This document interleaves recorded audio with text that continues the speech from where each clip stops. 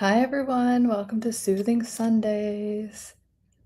I'll wait a second for you guys to come in. I'm answering your questions. I'm going to go over every Sunday, we go over a neurological reprogramming tool to use and implement throughout the week.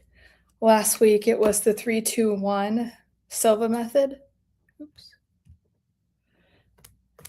And I'll tell you what the new one is. But anyway, if you have any questions, you can write them in the comments and I'll go over them. And then we might as well start with the first, or the neurological reprogramming technique for the week. So I have a lot of clients that, obviously, I'm always working on clients with them to get their next thing, whatever they want, whatever. People come to me usually because they're in some type of crisis, not always. Sometimes people come to me and they're like, hey, I want to get better at whatever it is, which is a great place to be. But sometimes it's usually in crisis. And then it's like, okay, I really want this thing. And it's usually something that's eluded them for a long time, or that they've had struggle with most of their life, whether it's health, wealth, relationships, career, money, something.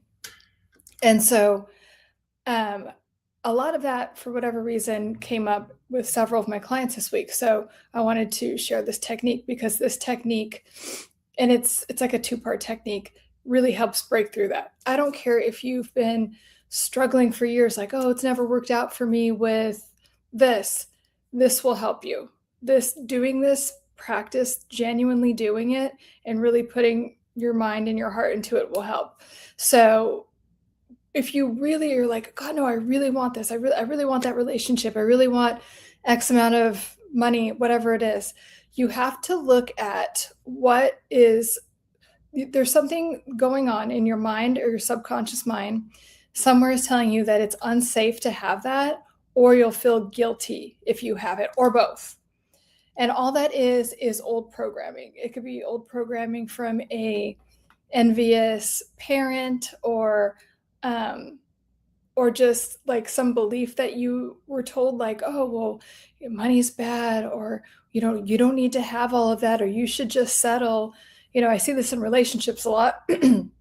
Like, people have these cultural beliefs that, oh yeah, you just get married and you just put up with things, and you just kind of, find someone to have kids with. It's this very unfulfilling life, and you're spend a lot of time with the person you're married to. So, but there's a subconscious belief that, well, you're not supposed to be happy.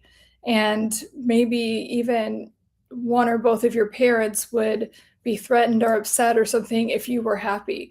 And if that is the case, and you're an adult now, your nervous system might still think it's unsafe to be happy, to get that thing. So that's like, if you could just look at that. I do recommend journaling for this. Just journal, like, get your journal out, get your phone out, whatever you write in, and then clear your mind. We always want to breathe deeply to lower the cortisol levels, and it helps you actually get more introspective when you're breathing deeply. And then ask yourself, if I were to have this instantly, what would I feel guilty? Would I feel, hi Lamar, how would I feel? What would come up for me if I had this? Or you could even ask, like, a different version of yourself. How would the 10-year-old feel? How would the 8-year-old feel? Was it safe for me to just be happy and just have nice things when I was younger? I promise you it's attached to that. And then once you can clear that and release that, it will come in faster. Also, what you want to do, once you identify that, you can just actively say, I let it go.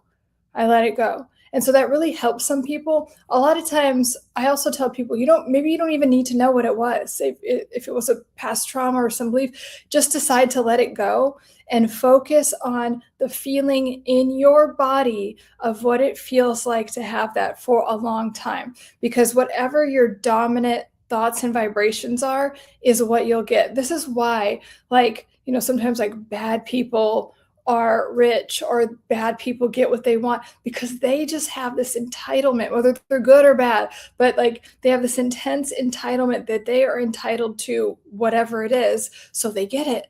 So it's unfortunately, that's how it works. And I do feel like sometimes certain spiritual practices, like, gaslight you and, like, oh, if you're good and you sacrifice and you do these things, then you'll get it.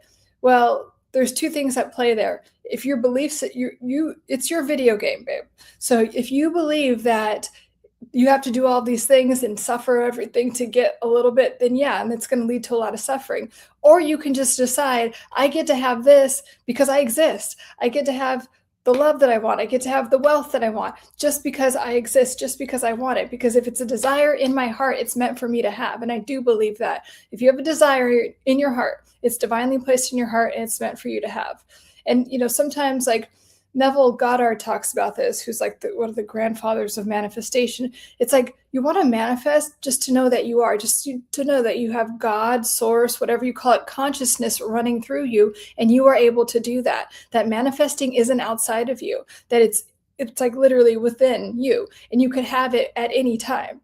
And so we want to empower ourselves in that way. It's not out of your reach. It's not this like, so if you have any type of desperate chasing, clinging, whatever type of energy, to decide to release it, decide to drop it. And I really want you to focus that on this week. It's kind of like, okay, this is springtime. This is the time of renewal. Any false beliefs that aren't serving me, I'm going to let them go. I'm just going to decide to release them. And a lot of people, I like the visualization of it dropping to the ground, because the ground, like, I mean, you could put poop on the ground, it'll fertilize it. And like, Mother Nature knows how to take care of that. You just have to let it go. That is all you're responsible for, is releasing I don't care how instilled they are in you. You can decide that the world works this way for you. You can decide that things are easy. You can decide that love is consistent and always available and is easy. You can decide that money is easy and it always shows up for you consistently. And even when you're not worried about the how or expecting it, and it's just in abundance. Like I always talk about like prosperity, because we have to be careful. Like, what do we want an abundance of? We want peaceful abundance. We want, so that type of thing. So you get to have an abundance of what brings you joy and peace. You can just have that. And I really want you to focus on that this week. So that is the neurological reprogramming tool for this week, is to really hone in and focus on that and how it feels in your body and in your nervous system to have everything you want, and know that you could have it immediately. You don't have to suffer, and God's timing, like this whole thing about God's timing. If you are a God consciousness and it's running through, you could have it at any time. And so I do think that's a way for some of us to gaslight ourselves into thinking like, okay, well, we'll just wait. No, you could have it right now. And so owning that and claiming that, and starting to feel as if you have it right now. So if you could shift your nervous system in that way by just feeling it, play pretend, be delusional. That's why some people call it being delusional. Hi, Lamari Mayfield. Hello. Valentina, I think this girl is deaf. Okay. I'm not, but is this real? This is real. Yeah. Anyway, hi guys. Hi, Big Pontiac. Peter. Hi, Lauren. Hope you had a good birthday week. Purely coincidental that you had to start this week about guilt. How do you process or release guilt when it is unhealthy? Not sure if there is health. There's never healthy guilt.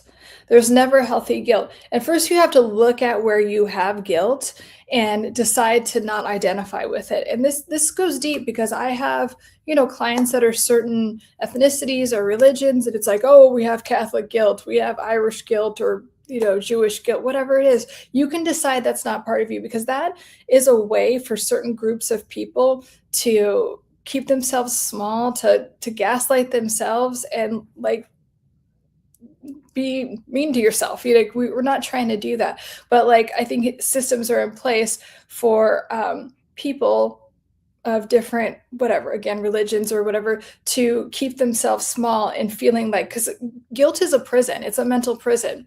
So you have to first be aware of it, that you're doing that. And also, I would do a deep dive. I would get out my journal and think of, where do I have guilt that I'm maybe not aware of? I mean, do I have it after I eat something? Do I have it if I don't like give all my time to, like if I have boundaries, some of us have guilt about having boundaries. So where do I have guilt that's showing up? And so get really, really nitty-gritty with it. The more you do, and this is like an ever evolving thing. It's not like I'm gonna sit down once and do it, but it is good to have a sit down and really dig in, right? And then if you're working with someone, a therapist or a coach, be like, hey, here's what I went over this week, because then you could dig in even more.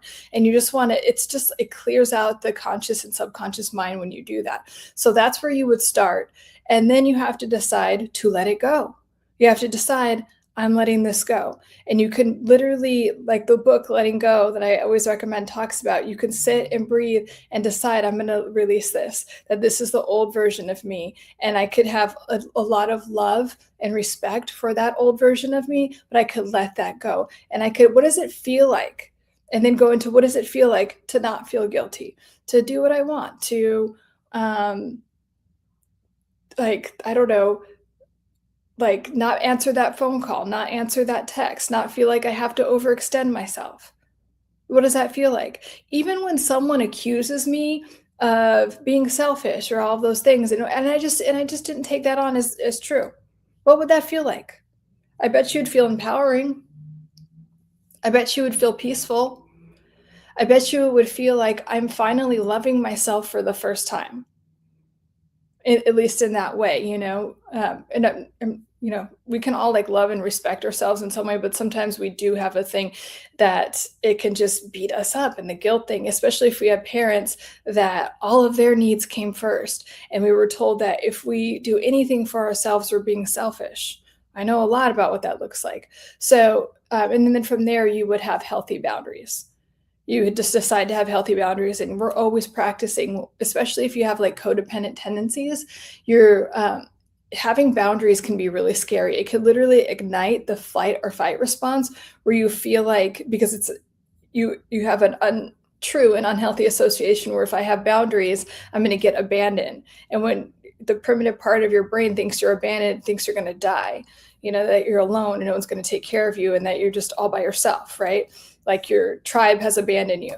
So we have to dismantle that. And it is easy to dismantle. And you just keep doing things to prove to yourself that, no, I can have boundaries. I can get my needs met and put my needs first and get them met and still be okay. And then when you do that, you attract more security. You attract more people that respect your boundaries and will not only respect your boundaries, but will support them and be like, okay, yeah, let's you go have a self-care day, or you do this, or like, I'm really proud of you. So that is how you release guilt. And then you just want to integrate. So when you do all those things, it will just become part of your self-concept and who you identify as, that you don't take on guilt. It's a pointless emotion that keeps you so small and afraid, and people can manipulate and control you that way. Let me see. Let's see, Peter. Mine is typically about boundaries, yeah, or not doing enough. For one, my parent at their old my parents at their old age, again, the inner critic is another powerful force telling me that it's not good enough. Yeah, and so let's double back though. Then maybe perhaps when you were young, your parents actually told you, you're like, it was never like, you got that messaging from somewhere, and it's implemented as a core belief that you're never going to do enough. Because I doubt that, when you have that type of codependent slant on things, or and it could go away. It's not like this thing that you're born with and you could never, it's just a set of defense mechanisms. So you might have had narcissistic parents, or selfish or emotionally immature parents. So they told you like that everything is about their needs, and if you focus on yourself, then you're being bad or selfish or unsafe, right? That you will be rejected, or you're not good, or you're not loved. You're not going to get the love that you need if you focus on yourself. So when in our adult life, it's very difficult for us to have boundaries. And we have this belief that if we overextend ourselves and keep doing more and more and more, then we'll be safe and we'll be loved. And that leaves us very vulnerable to attract a narcissist, because they love people that have codependent wounding. And so that codependent is like, yes, I will give you all the love, and I will do all these things, and I will perform, and I'll just take a little bit of breadcrumbs, and I'll just make a feast out of those breadcrumbs, and I'll just keep like having this chasing energy and trying to prove my love, because what you're trying to do, like you're still projecting that parental wound onto unconsciously onto that narcissist. So it's kind of like, yeah, if I could just do this for this narcissist, it's like I'll finally get that love that I was and that safety I wanted as a child. So that's where that comes from, and knowing that. And also deciding, like, here are my boundaries with my parents. And it is okay for them to be disappointed. And it's okay for them to name call me. You know, they're not going to change, but their emotions are, one, they're not my responsibility. They're not mine to manage. I'm not supposed to metabolize anyone else's emotions but my own. And then two, that no matter what my parents or anyone says about me, that's their business. Like I was saying on Thursday, Eleanor Roosevelt's quote, "What someone thinks of you is none of your business." She would always say that. Whatever someone's opinion of me is none of my business. It's really not. And it's a little bit of a mind fuck when it's about your parents, because it's like we do have this primitive desire that's, not even conscious, that's in, again, our limbic system, about the tribe and staying with the tribe to be safe. So it's kind of like, if I don't please my parents in every way, I'm not safe. They'll leave me, they'll abandon me. And when you're a child, that is very scary, because those are your caretakers. You're in this little body, you're a little human, and you are dependent on them. So it's kind of like, okay, I'll do whatever you say to be safe. But as an adult, we don't need that anymore. And we could parent that inner child and let them know, like, hey, there's nothing to feel guilty about. You can get your needs met. Everything is okay. You can be a kid. You are loved. You are safe. You are supported no matter what. And so you get to tell yourself that all the time. Hello, Huxley, Peter. It's something I'm curious to work on, especially after losing my dad last November. I understand they did the best they could. Yeah, so it's like they did the best they could, and it's time to let go. And so that'll stop showing up in your new relationships, because we don't want to keep attracting it. A lot of times I'm working with people that are recovering from a narcissistic relationship, and they're like, so I can't believe that at work they have a narcissistic boss or a coworker. Like it will keep showing up in different parts of your life until you heal that wound. So boundaries are a great way to do it. And just deciding that the emotion of guilt serves no one. It doesn't do anything good for anyone. And it only allows people to manipulate and control you. Why do you think guilt is a huge mechanism that is used in certain religions? Why? If religion is supposed to be about just being close to God and that's it, and understanding God, why would they use guilt? Why would they try to use shame and guilt? It's to manipulate and control you.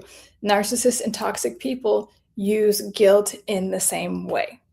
So reminding, and like when you start to feel yourself that, like feel that in your nervous system, like, I'm feeling guilt, or I'm feeling like I have to overextend myself, because even with these toxic people, it shows up very subtly at first. And then it'll show up as like, oh, I just want to get them a gift. I just want to do this. And I'm like, no, you're performing for someone, and you shouldn't be. There's no need to perform for someone. And I'm not talking about, like, if you're courting, like if you're a man, like courting someone, I'm talking about, like, there's just this tinge of like, I have to overextend myself. It's like an anxiety thing that is unhealthy. And you'll know the difference. It's something I continue to work on. Oh, you already said, sorry, I already answered that one. Okay. And then, so the other thing I wanted to talk about, and this goes along with boundaries. So let me jump right in. If you are a generous person, that doesn't mean you don't have boundaries. And this is, especially if you're in a helping profession, which I am. I love helping people. I love seeing you guys evolve, and I love hearing about like what you implemented and how it's working for you. Like, I live for that. And I do this and I answer your questions, because if you have a question, you are actually helping a lot of other people, because I promise you, a lot of people have the same question or thinking the same thing or going through the same thing. And I also like doing this and answering your questions to know that you're not alone, because when you are recovering from these relationships or just anything that is like hard, right? You can feel so alone. So that's why I like doing this for you guys. But when you are in a helping profession, when you are and you genuinely care about people, there are people that are takers that completely conflate that with you not having boundaries or they'll try to push them.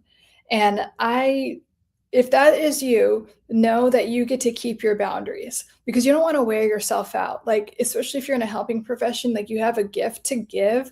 And energy vampires and people that push boundaries and people that just take and take and take will push your boundaries until you're burnt out. And then that doesn't do anything for anyone. Then you can't like serve people. And this happened to me recently. So my WhatsApp, I have it in the description, but that is for if you want to work one-on-one with me. I have that WhatsApp number. That's what it's for.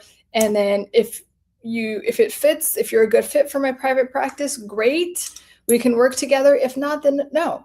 And so someone in my that had my WhatsApp number couldn't, like, they wanted to do one-on-one, can't afford it right now. Fine, yeah, come back when you can. And then starts asking me for business advice. Like, oh, can you, bitch, no, I cannot. Like, I am not available. And like when people also do this to me in DMs, they actually want me to like, give them detailed therapy.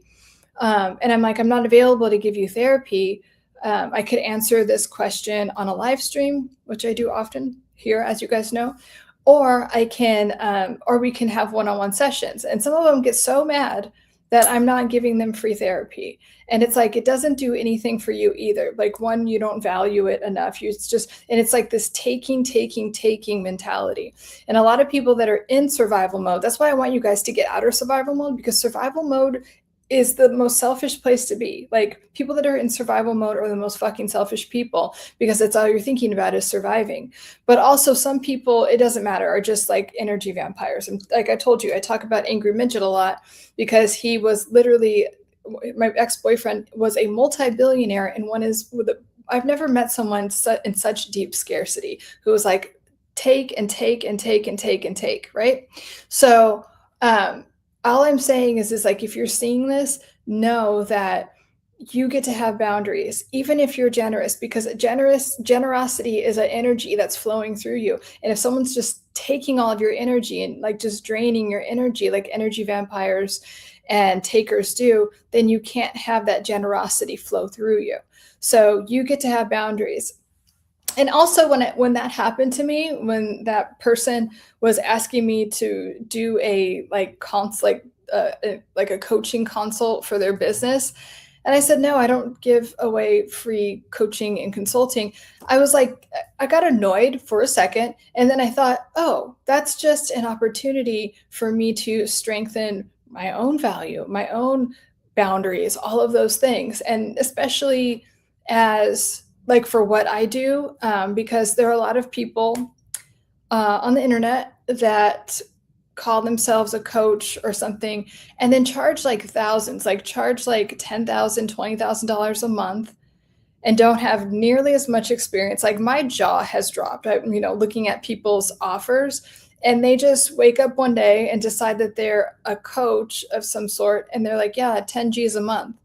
For what, bitch? I mean, everyone has their value. And if it's like, yeah, if it's worth it, for sure. Like, And so, my pricing is very reasonable. It's nowhere near that. So, that gets to yours. But I also think, like, if you are getting annoyed, like I did for a second, and then I had to like check myself. I'm like, okay, what is this an opportunity for me to do? What is this an opportunity for me to like refine or level up? And it's like, yeah, this is my worth. I'm really proud of what I do. And I get to be paid well by my clients, and my clients love paying me, like, obviously, because I'm really good at what I do and it brings so much value to their life. So it was just an opportunity for me to reinforce my own worth in terms of what I do for a living, my vocation, and then also have good boundaries and not even feel bad about it. Because me in the past, I would have felt guilty about like, oh, I should have, I'm just like so nice. No. Peter, I know I had a challenging relationship with my parents. Do you deal with family a different way? than others? Do I deal with family a different way than others? I mean, anyone that's toxic, anyone that's violating my boundaries, anyone that's attempting to make me feel shame or guilt about something because I'm not doing what they want me to do, I put a boundary with. I actually don't even talk to people like that. And I don't talk to, certain family members, like immediate family members, because of that.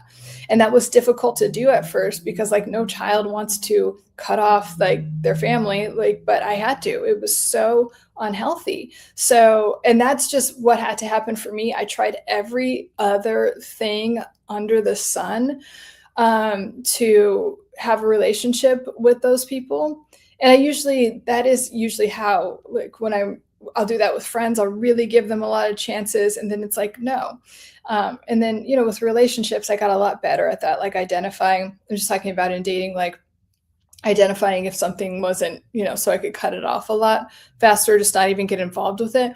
But with like friends and family, I would try, but if it's stressing me out too much, I don't take that on. And I do not believe that you have to tolerate someone's bullshit on any level, tolerate their abuse because they're family. That is one of the biggest forms of gaslighting and manipulation and control. It's like, I get to do whatever the fuck I want because you're my child. That is not how it works. You don't have children so you could just bully them and act like some tyrant. That is not why, and people like that shouldn't have kids. That is my opinion. And if you disagree with me, go fuck yourself, because it's child abuse. And so, and I trust me, I mean, I grew up that way, so I understand it. It's child abuse. It's emotional and psychological abuse. And I don't have any space to tolerate that. And I healed from it. It made me very strong, and like to the point of like going through all the stages and being in the Sophia stage where I'm just so detached and so like wish you the best, lots of love, but I'm never speaking to you again. Like my boundary has been crossed. So I mean, not until I even saying my boundary has been crossed is like a very freaking understatement. But it's just like I'm no longer available for that kind of abuse. And I have to tell you, the people that are still in contact with those family members, they're still doing the same thing. They're still behaving the same way. They're still in this sick repetition, like the cycle of abuse. But I have nothing to do with it. So that was the decision that I made. People become animalistic in survival mode. Exactly. People do. And it's not the best version of you. It's when you're in survival mode, you're doing things that aren't the highest and best version of you. So we want to get out of there. We want to get out of there as soon as I can. I talk to zero family members these days. I get it, the expansionist. Same. I maybe talk to one of them and it's kind of like very at a distance because, again, like if you get anything from this, you don't have to give anyone your energy because they're family or because of whatever. No, your boundaries are in your mental, emotional well-being and physical well-being, because it'll start to affect you physically, are very important. Big Pontiac, I had to check my brother because he is a manipulator. He and his wife tries to take advantage of my elderly. Oof, yikes. Man, I cannot tell you how many times I've heard that with family drama. And it's like, it's so sick when it's like a husband and wife and they're just like in it together doing all these manipulation tactics, especially with someone that's older and might not have all their faculties. Again, that's elder abuse. I don't know how bad it is, but I've heard a lot of stuff. So I hope it's okay, Big Pontiac, and I hope everything is, not too stressful. Can you talk more about survival mode? What survival mode or survival mode? Survival mode. Okay. Survival mode financially is like, because we can delineate it with health, wealth, relationships, career. So survival mode in any circumstance is like you are just doing what you can to survive. So if it's with wealth, it's like I don't have enough money, so I'm just doing like what I can to survive. And so if you had a lot of money and you weren't worried about bills, how would you behave versus the version of yourself that like needs money for something, right? Like people behave very differently that are like desperate for money and then are not, right? And then the same in relationships. If you feel like you're so desperate for love and I just like you're gonna and you're not and you haven't done any like healing work around things that need to be healed, you're going to behave very different. You're gonna come from a place of desperation, you know, and when people in survivor mode are very desperate and they're very selfish because they're constantly thinking about the problem. So they can't really think much about anything else. They're just constantly thinking about whatever it is that's keeping them like just preoccupied all the time. And so, and you can, you know, be in survival mode like about any like a relationship, for instance. It's kind of like you are deciding to give all of your energy to that toxic person and trying to fix it and everything. And the toxic people love keeping you in survival mode because you're very desperate. And so hope that makes sense.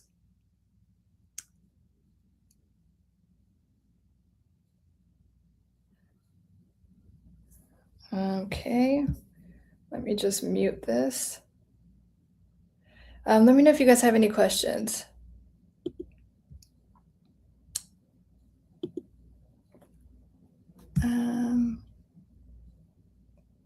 And so the other like question I got from this week was about triangulation.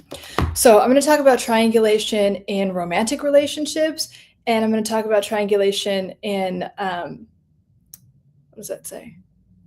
Oh God. Okay. So again, I'm going to talk about triangulation. So I'm going to talk about triangulation in romantic relationships and then in the work environment. They are very similar. It's a manipulation tactic that a narcissist or toxic person will do to make you feel very insecure. It's a form of gaslighting, and it makes you feel very insecure because they're using someone else to like incite competition, make you feel like you're lacking in some way. It's often to get you to do something, often to get you to like praise or admire you more, get you to overperform in some type of way, definitely to create anxiety. Because if you're on edge about this, like, okay, what can I do to be better or like to not have this person be a threat? So it's called triangulation. So in the work environment, there's different because there's different levels of power. So if it's with a boss, the boss might be, oh, look at that person's doing better than you, especially if you want a raise or something like that. Well, oh, that person's my golden child. And it could be very frustrating because maybe that employee isn't that even that good, but they're being used in this way that makes you feel like you need to be like, that you have like competition with them, make you have to beat them. And then with coworkers, so say it's coworkers that maybe it's not your superior, but someone where you're equal. I see a lot of the gossiping. So oh, well, that person said that about you. They said that this is, and all you can do is just be like, I'll directly talk to that person. And a lot of times you can say like, well, who said that? And they're like, well, just a lot of people say it because of like this whole thing of like a lot of people say it type of, and it is to make you feel insecure. And a lot of times the toxic coworker, narcissistic coworker will start a smear campaign, and it'll work with enough people. They'll have enough flying monkeys to do manipulate and control you in whatever way they can, try to get you fired, try to get you perceived a certain way so that they are perceived in a better light, or that it could be a revenge tactic. It could be a lot of different things. And I've also seen this a lot with a narcissistic, like a founder and their business partner. So they're equal founders in a thing. And then they'll take an employee and be like, oh, look how well this person is doing to the other founder. Like as a threat, like, okay, well, maybe they should take over the company. And the person that they're doing this to pass them codependent. It doesn't work unless they're codependent. But a lot of times this narcissist, wanted to start a company and found this codependent type of person, did the love bombing thing with them. Yeah, let's start a company together. And then all the stuff comes out just like in a relationship. So it's the same dynamic where you don't feel like you're good enough and like you have to like compete, and it's very anxiety provoking. And so triangulation in a romantic relationship works the same way. So you're love bombing, blah, blah, blah. Oh my God, we're soulmates, all this stuff. And then as part of the devaluation process, it's like, oh yeah, that other person, or yeah, I just had lunch with them, haha. And that other person is usually wanting to be with the narcissist or is threatened by, the people in the couple, and they try to break them up. So it's like, oh yeah, let's do our own little inside jokes or outings, or the other person's talking crap about your narcissistic partner. The narcissistic partner is telling you, and so you're like, why are we letting someone else in our relationship? Why are you talking shit? And like, and then the narcissist will be like, oh no, I calmed them down, okay, so like it's okay, so there's all this triangulation, like you feel like someone else is in your relationship that should not be there. Again, it should be a safe couple bubble that no one else gets to be in the safe couple bubble. So, but it does feel like the abandonment wound is being open, and it does feel like that you have to compete for someone's love. And the narcissist loves that, right? Because they have this never ending void of they need attention and praise. And even if you give them all the attention and praise and you never complain, or even when you should be, then they'll fucking hate you for that. They're like, why don't you respect yourself enough? They don't respect themselves. They hate themselves. So if you don't push back at some point, they won't have respect for you. But if you do push back, they'll be like, oh, well, fuck you. I'm going to my next supply that I had in the background anyway. But anyway, so the triangulation is to always make you feel bad about yourself and make you feel like you have to compete. And also remember, narcissists can't handle intimacy. So it's a form of keeping you at arm's length and a way to manage the intimacy. Because if it's just you and your couple bubble, well, that's really intimate. And they don't like that because they don't like being seen. And so, and what happens in intimacy, there is conflict resolution. And so conflict has to come up. Narcissists don't like they don't like being called out on anything. So they're gonna, and when they are called out on something, they'll go to the person they're triangulating with and be like, oh my God, so and so's bitching about that. Can you believe that? I didn't even do that. So let's see. Okay. Wow, okay, I've been in survival mode for as long as I can. Yeah, probably. But getting better. Good. That's all that matters. Being aware of something and then getting out of it. It's all that matters, Peter. I have more broader picture of what is to focus on myself.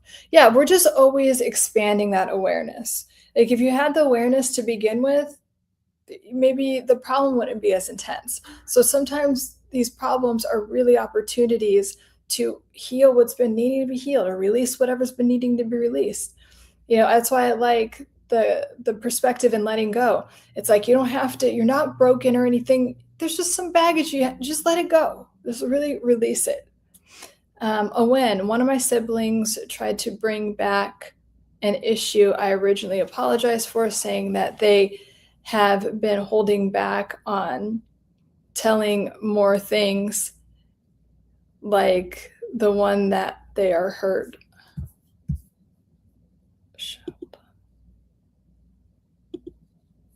I typically obsess about what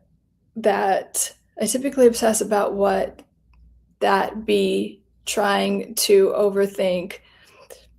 Let's get better with the typos, Peter. Would that be trying to overthink? But this time I just asked her to be honest with me, and I'll do the same. After that, she seemed to back off. Yeah, like when you have a boundary, they'll back off.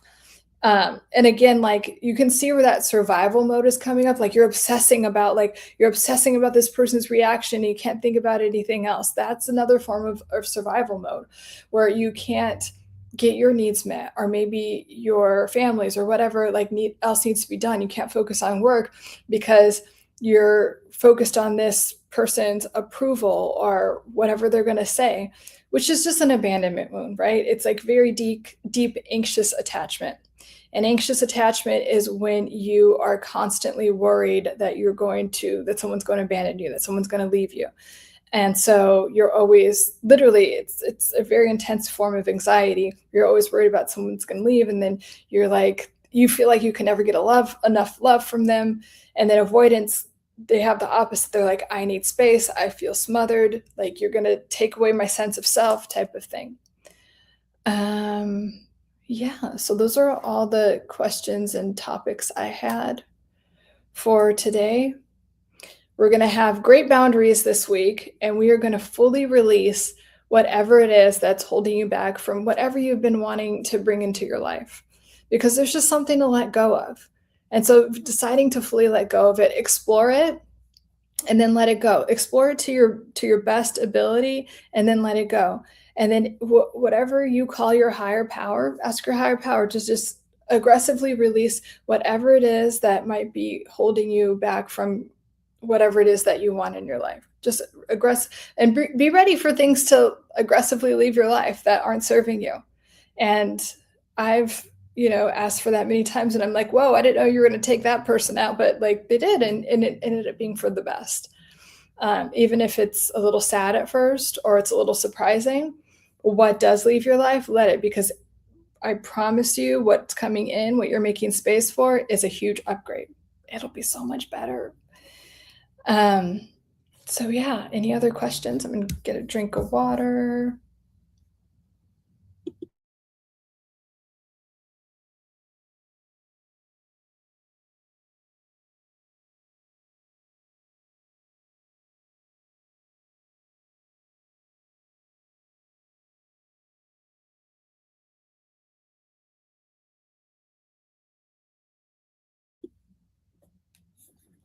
Not sure if there was a typo. I told myself I'm not a mind reader, and I've told them to be open with me, and if they've don't if they don't share with me, I can't be yeah, you can't be that's a perfect response, Peter. We're never responsible for like processing other people's emotions, especially if you're, not trying to manipulate or control like toxic people are. You're not responsible for other people's. You're responsible for how you respond to things. You're responsible for your behavior, and you're definitely not a mind reader. That is another thing that I see people with personality disorders do, is that like, well, you should have known. You should have known what I was thinking. No, bitch, I don't know what you're thinking. And it's not my responsibility to know what you're thinking. And a lot of times that's done as another way to not take responsibility for their behavior and completely feel okay, like trying to give themselves a ticket or permission to completely lash out on you and completely project and dump all these negative things on you, because it's like, well, you should have known that. No, I didn't know, obviously. And so drawing a very clear boundary that you're not available for being a mind reader or guessing, like, here's my boundary. If you have something to say, let me know. So that was handled perfectly, Peter. That's definitely a huge win. And that's what we want to do, because we're bringing ourselves a sense of peace, and like, it's a form of self-love and self-respect to do those things. And it could feel awkward at first when we weren't brought up that way and we were told that we're being selfish or anything, but that these real life things that happen in real time are like the universe being like, okay, you've done that work, let's put it to use. I don't like the word test, but like, it's like, let's strengthen that. I love it. Excellent. That is something to celebrate, Peter. Hey, I'm late. Oh, hello. Hello, I comment to make you angry. Well, any other questions? Great feedback, you guys. I love hearing about your wins. And also any wins. If you have any wins for the week, and also, you guys, I talk about this all the time, but it's always worth reminding you, celebrate your wins every freaking day. Okay? I want you to, especially at night, as you're falling asleep, congratulate yourself. You know what? I did this today. I allowed myself to relax today. I didn't judge myself about this. I let this go. I did this for myself. I worked out an extra 5 minutes, whatever it is. I don't care how tiny you think they are. Celebrate all of your wins. Yes, I have. JL for Jesus. Yes, I have studied theological standpoints on morality and a myriad of topics. Peter, do you have a win or learnings you either? Well, I think I talked about one today about like having the boundary with that guy, and if you're watching and you're in a helping profession, it is important to, I think, hear that and know that and practice that, because it's so like, when you really like are in a helping profession and you really actually love what you do, because a lot of coaches and therapists and psychologists especially, I coach a lot of psychologists because they're so burnt out and they don't actually like what they do. So if you are in a helping profession, you actually like what you do, like you want to help as many people as possible, but you also have to have boundaries. And it's like, I'm not here to do that. So it was good for me to, that's definitely a win for the week that I had. Hey, Mike. Hey, what are your thoughts on fascia maneuvers and reliving, hold on, reliving, releasing trapped stuff, like work on human, work in human, I don't know, human garage. But I am a huge advocate of releasing stuff in your body because, like I always tell you guys, your brain does not stop here. You have your brain stem that goes all the way down your spine and all throughout your body, also known as your nervous system, but it's part of your brain. So when you don't fully process something, and it's just your brain is such a sophisticated and amazing device, right? So we're not, if we, especially if things happened like when you were a kid or you're just like too much, it was just too much, or you were told like to shut up or you can't feel this, it will go into your body. Okay. There's a reason that some like people that have a history of breast cancer or this type of cancer, or constantly have shoulder pain or this type of injury, even getting injured in a certain way, it's often connected to some type of repressed emotion. So that is, I'm all for that. Like, and yes, you can release stuff in your fascia. Your fascia is something, I feel like it's ignored by a lot, but we have to just, for your own physical well-being, but there is stuff in your fascia. I don't know if you've ever like gotten a massage or something and like you could just like have an emotional release. That's why. So I would definitely do that. And a lot of us are so disconnected from our bodies, especially if we're stressed out. It's kind of like, okay, let me just, smoke a bunch and like drink or whatever, food, sex, shopping, numb out, all these forms of numbing out, because that stored trauma, that stored pain that wants to be released is like, hello. And you're like, nope, nope, don't want to do it. But, it happens so instantly and then it's gone forever. And then you're just liberated for a really long time, like forever. So I am a huge fan of any method that's helping you release stuff in your body. And we were talking about the emotion code.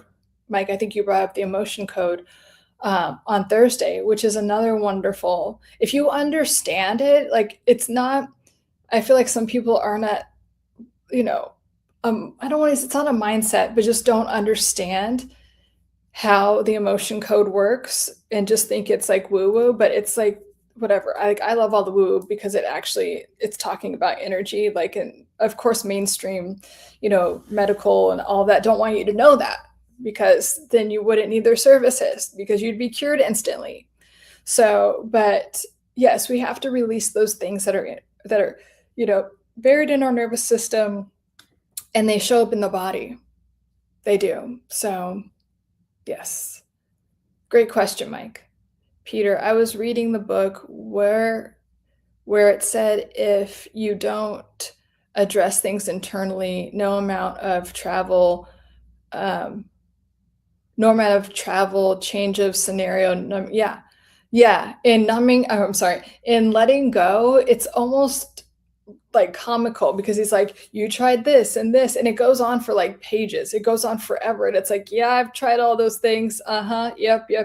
But it's like really, and not that those things don't work, but if those things help you release the trapped emotion, that is what you want. So all these different tools like inner child work, the emotion code, fascia work, all of these things are helping you release energy that you don't need, that is holding you back. That's all it is. Some people can do it through prayer or visualization. You just have to be ready. But I'm telling you, if you can identify as someone that has this thing instead of that, like if you could give energy to whatever it is you want. I am, financially prosperous with the most healthy relationship. I have the healthiest body, and my career and whatever is amazing. Everything's dialed in. If you could identify whatever you want in every area of your life, and it's going to lock in a lot better, and then use those tools. Like, I love all of these tools. If you've taken any of my courses, it's really like just this huge library and vault of all of these different neurological reprogramming techniques, which either course that you take. It's kind of like, because one tool will like clock with you. It'll just resonate with you better than others. Like, I love journaling, but sometimes it does work better for me to just dig in and do the emotion code and like say things out loud. So I just want you guys to have as many tools as possible. So instead of just having a hammer to do everything, you have like this whole, like you have a Home Depot, right? Which book has helped you the most? You have a cool library set. It's not even half of the books I have. Oh gosh. I would say Letting Go. I really like Letting Go. I just think it like really cuts to the root of everything. And then in terms of like the manifestation and like the energy work, it's not even energy work. It's just like, it's more like self-concept. I really love Neville Goddard's work, and like the Neville collection, the one because I feel like there's two of them. Let me make sure I tell you guys the right one. The Neville Connection by Neville Goddard, obviously, and Noah Press. Because there's this other one, and this is on my Audible. There's this other one I don't like as much, but the one by Noah Press, if you're doing an audiobook, which I also recommend, like, just to have it when you're driving, because I want the stuff to get in your subconscious mind. Because some people are like, oh, I need to read, blah, blah. Even if you need to read, of course, read it. Yeah, like, I love that.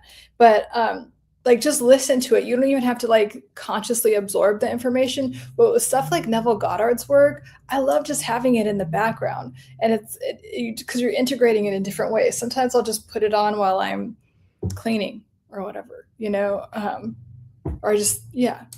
So I would say those are the two that come to mind first, like, that I would totally like just flat out recommend to anyone. That's kind of what I describe as a book that helps you the most. It's like, in any circumstance, you would think about that book, or like recommend to anyone at any time, because it's always going to I feel like those two books, no matter if you're like in crisis or you're doing well, like, those books are going to help you wherever you are in life. As always, thanks, Lauren. Your sessions help me adjust my true north. You're welcome. I'm in the healing journey. Appreciate it. Yes, you are. And like, knowing that and just staying committed to that, like, I'm healing. I'm getting, and it's not like there's nothing like wrong with you. You're just becoming a better, like a more evolved version of yourself, where you're out of the suffering, or the suffering for sure, and survival mode. I want you guys thriving. That's why my course on healing from toxic relationships, it's called Thriving and Heal After Toxic Relationships, because I want you to thrive. I don't want you to just like, oh, I feel better, oh, now I'm gonna not do therapy anymore. I hate when I have clients and they do that. They're like, oh, well, I'm comfortable enough, I'm not crying anymore. That's just the beginning. Let's do more now. Let's like get everything. Let's get your health. Let's upgrade everything. I want you freaking thriving by the time like you're, done with me, or like just watch my content until that happens. Like, but I want you to keep going. The point of my thing is like, we're always working on ourselves. It's not like you have a plant and you water it until it gets this big and then you don't. No, it's constantly, it's an ever like evolving process. So, and I'm here to support that anyway. And thank you for your vulnerability and asking questions, because when people watch this now or later, they have the same questions. They really do. So it is helping a lot of people to ask these things. Like, thank you, Mike. Thank you for asking that. I would have thought to ask that, but, and I'll look up Human Garage with Gary and I'll look up Human Garage. I almost thought you were going to say Human Design, which is something totally different, but I'll look up Human Garage but yes, like, thank you for your questions. You guys are so smart and you ask great questions. And I love hearing about your wins. This coming week, if you're new here, I live stream once during the week, either on Wednesday or Thursday. So this week it will be Wednesday. And I can't wait to hear from you guys about everything. And make sure you do the neurological reprogramming technique that we talked about. And again, it's just a deeper version of letting go, right? We want to let go of things. And I also think that if you do have a relationship with God, source, whatever you call it, this is a great time for you to connect with that higher power and be like, can you help me out with this? Can you help me? Because my little human ego mind can't, like, there's more to release. So can you help me with that? Thank you. Higher power. Wednesday, what time?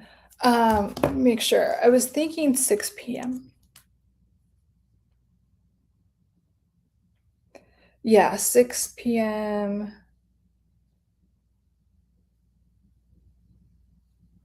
Maybe 7. I'm talking about Pacific Standard Time. Because I have, let's say 6 p.m. now, but it might be 7. I'll let you know. And I did set up a community. If you have Go Collab, and I'm saying that because it's like in the announcements, I'm going to start like posting, hey, here's my live schedule, because I don't have that anywhere like where I could like post like when I'm going live yet. And so in Go Collab, I set up my courses are there and everything. It's and it's called the Infinite Self Society. There's like, I literally just set up, there's like no one in there, but like if you want to, it's free and you could just see like different announcements and stuff and things that are coming up. Yeah, let's see. Mike, thanks for the response. I'm listening ×2, catch up. So sorry, I can't. Oh my gosh. No, nothing to apologize for. No, and that was a great question. That, Mike, thank you again. Thank you, and thank you for the birthday wishes. Just go whenever. I know, but I like to, so it'll be Wednesday at either 6 p.m. or 7 p.m. Pacific. That's what I have for you so far. Thank you for asking. What is that emoji? But I can't. Okay. Well, thank you guys. It was great seeing you. And then if you have a question that you want me to talk about, you can DM me and I'll go over it. If you have a question about something, I guarantee you a lot of other people do. So don't be afraid to ask. So good seeing you guys. I will see you on Wednesday.